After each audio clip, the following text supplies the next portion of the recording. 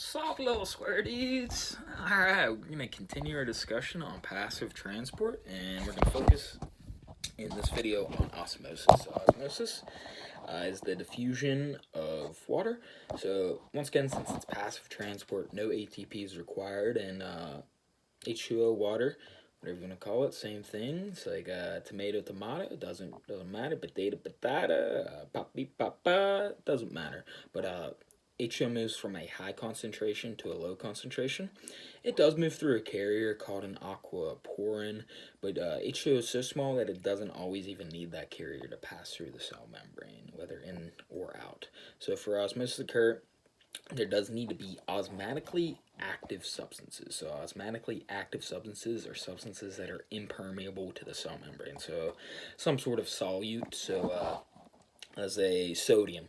Sodium is impermeable to the cell membrane, so that's when osmosis occurs, is when there's osmotically active substances. So osmolarity, going a step farther, is a measurement of the amount of osmotically active substances. So osmolarity is the measurement of the sodium outside of the cell, put it that way. So the same analogies do apply for all the other passive transports, except osmosis always does deal with water, where the others deal with substances other than water. So when we're dealing with substances with water, and there's a concentration gradient due to the osmotically active substances, so it sets up the concentration gradient of water and solutes inside the cell compared to water and solutes outside of the cell.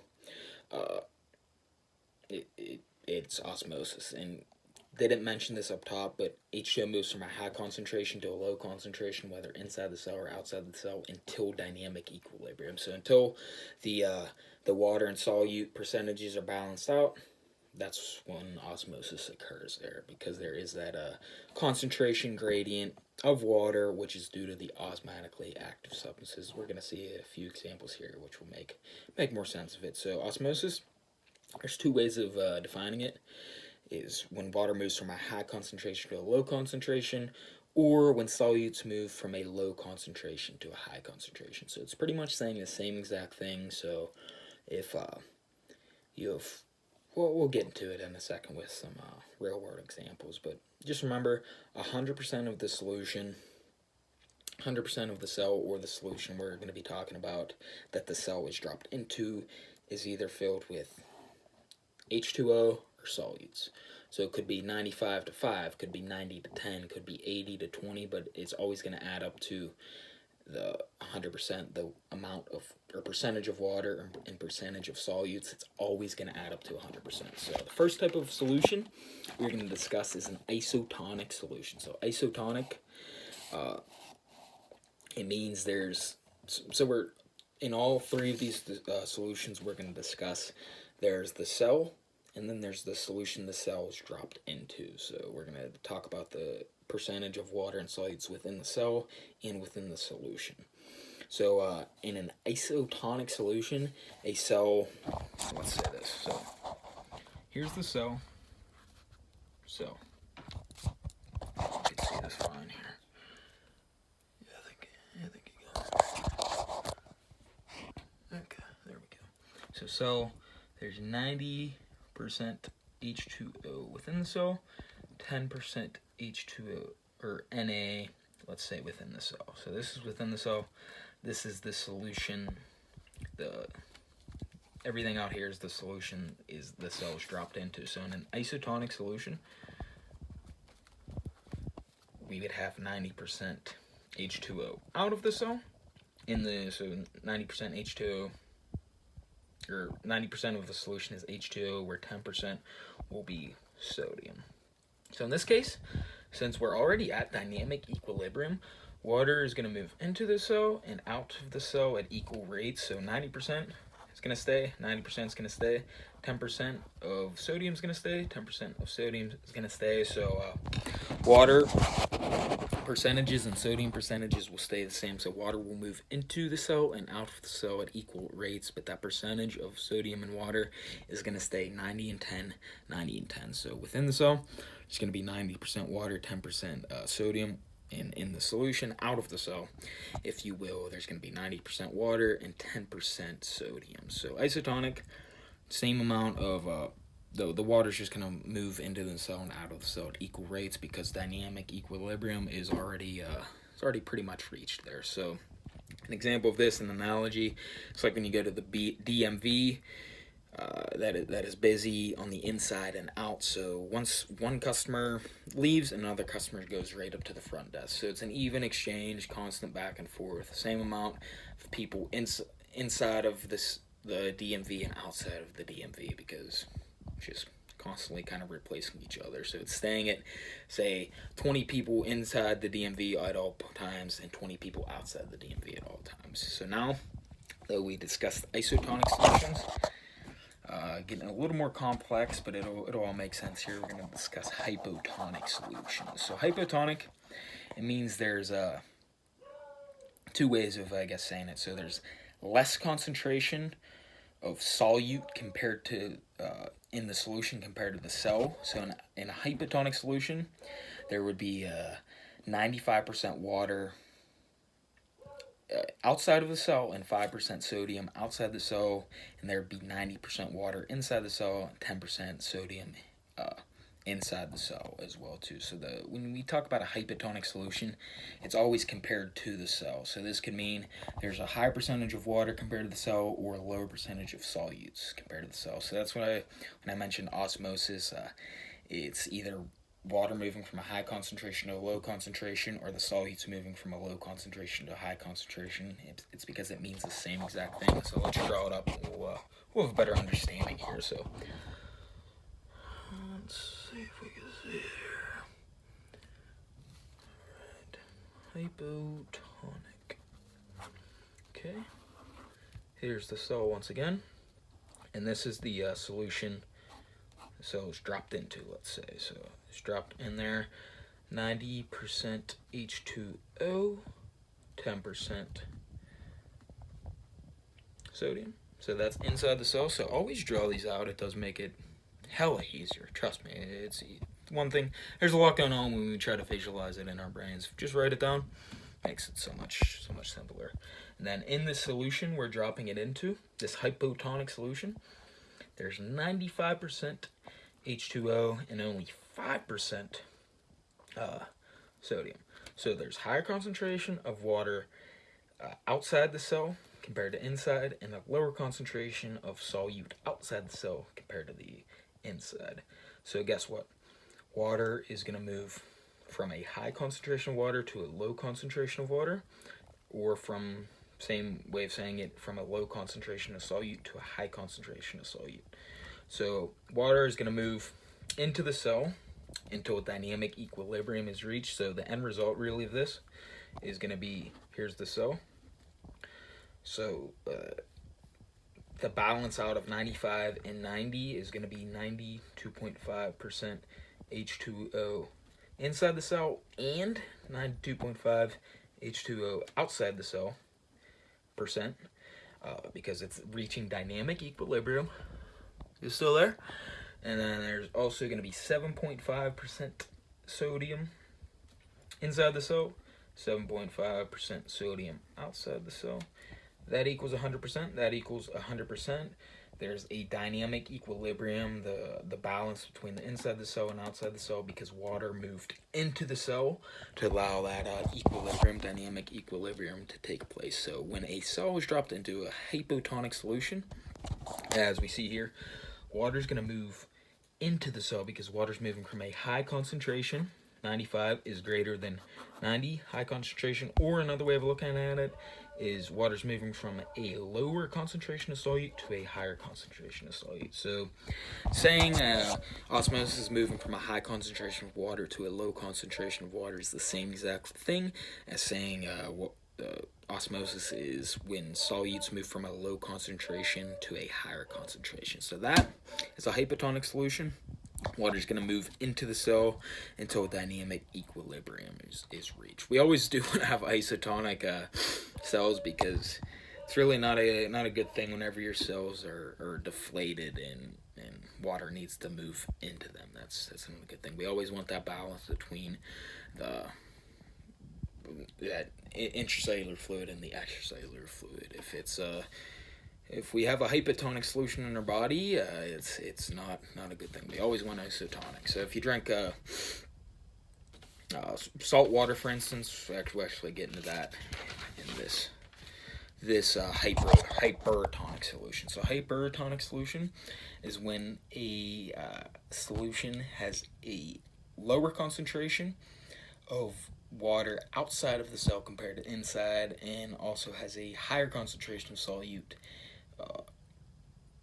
outside of the cell in the solution compared to the cell itself. So let's look at it here. So hypertonic, so much easier just to draw it out. So hypertonic, here's our cell. It's a fine looking cell, isn't it? And then here's our solution, essentially, we drop it into. So those are solutions. So in this one, let's say cell is going to have 90% H2O, 10% sodium, and this could be any solute. We just use sodium just because we're pretty familiar with it. And the concentration of the solution is going to be 80% H2O, making there 20% sodium. So what do we got here? So higher concentration of water in the cell compared to out of the cell. Another way of saying that is lower concentration of water out of the cell compared to the inside the cell. Another way of saying that is there's a greater concentration of solute in the solution compared to the cell.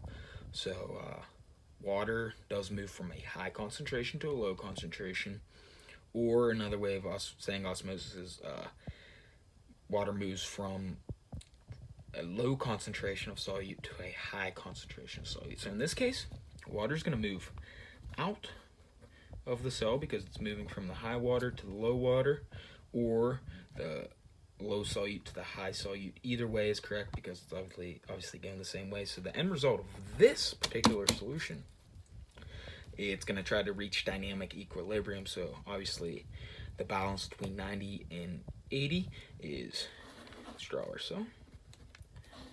Draw our solution. There's going to be 85% H2O, and there's going to be obviously 15% sodium here. That's in the cell, and then outside the cell, because we're reaching dynamic equilibrium, 85% H2O. That's a 5, and 15% sodium, because dynamic equilibrium is really the result here. So in other words, you just really osmosis is balancing out from a high concentration of water to a low concentration of water until dynamic equilibrium is reached, or water moving from a low concentration of solute to a high concentration of solute. But with a hypertonic solution, there is a higher concentration of solute out of the cell compared to inside of the cell.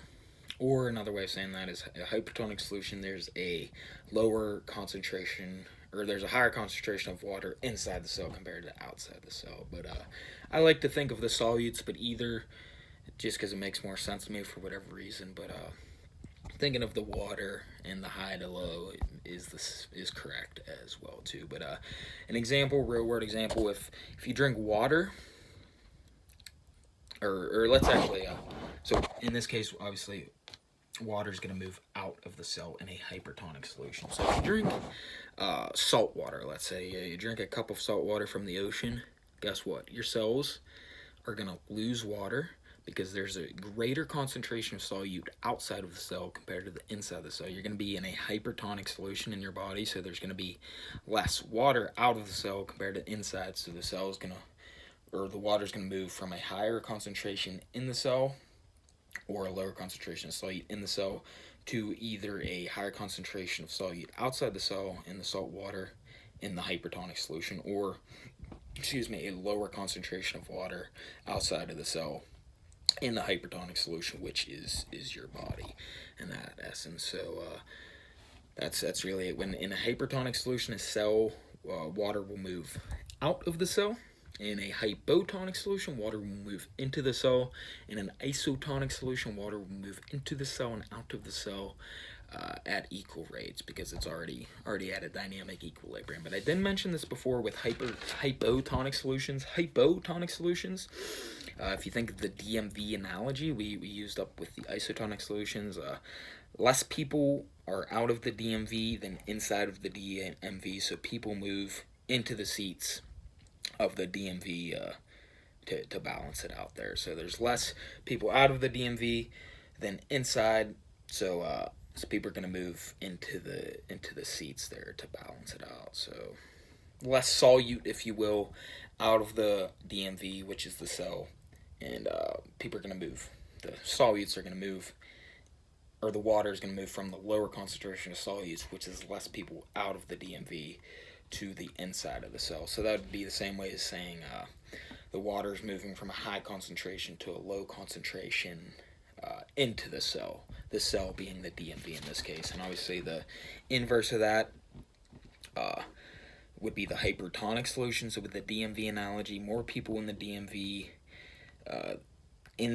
than out of the DMV, so people have to leave the DMV to balance it out, essentially there. So this would be referring more to the water, higher concentration of water or people in the DMV, lower concentration of water or people out of the DMV, so people are going to leave to balance it out. So hypertonic solution, once again, just a reminder here, water is going to move. Since there's a lower concentration of water out of the cell and a higher concentration of solute out of the cell, water is going to move out of the cell to either, whatever you want to call it, a lower concentration of water or a higher concentration of solute. Hypotonic solution, water is going to move from the higher concentration out of the cell to the lower concentration of water into the cell, also saying lower concentration of solute out of the cell in this hypotonic solution to the higher concentration of solute within the cell to balance out until dynamic equilibrium is reached. In isotonic solution, it's going to have the dynamic equilibrium to begin with, so water is going to move into and out of the cell at equal rates. So there's always going to be that 90% water, 10% sodium, 90% water, 10% sodium, and it's going to stay at that internal balance. It could be 95.5, 95.5, as long as the percentage is the same. That's really all that matters. We're looking at the concentration of the solutes and the concentration of the water. So it doesn't really matter if there's 1 milliliter water or 100 milliliters of water. If the percentage of water or concentration of water to solute is the same in the 1 milliliter to the 1,000 milliliters, water is still going to move into and out of each solution at an equal rate there. But that's osmosis, the simple diffusion of water from a high concentration to a low concentration. Osmosis also is moving water from a low concentration of solute to a high concentration of solute. There's isotonic solutions, hypotonic solutions, hypertonic solutions, and that's really that there. So it seems kind of complex, but when you break it down, draw a picture, makes it 10 times simpler, and it'll start to click in and make more sense. It's like riding a bike, right?